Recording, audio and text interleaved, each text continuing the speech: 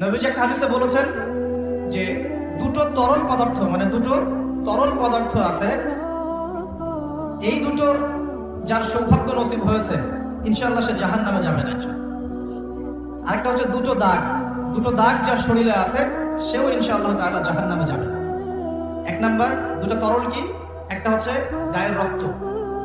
যে ব্যক্তি আল্লাহ পাকের দ্বীনের জন্য রক্ত দিয়েছে, আল্লাহ পাকের দ্বীনের জন্য, দুনিয়ার জন্য না, আল্লাহর দ্বীন প্রতিষ্ঠার জন্য যে সংগ্রাম করেছে, রক্ত ঝরেছে, এই যে রক্তের ফোঁটা মাটিতে পড়ার আগেই তার সমস্ত গুনাহ মাফ করে দেওয়া।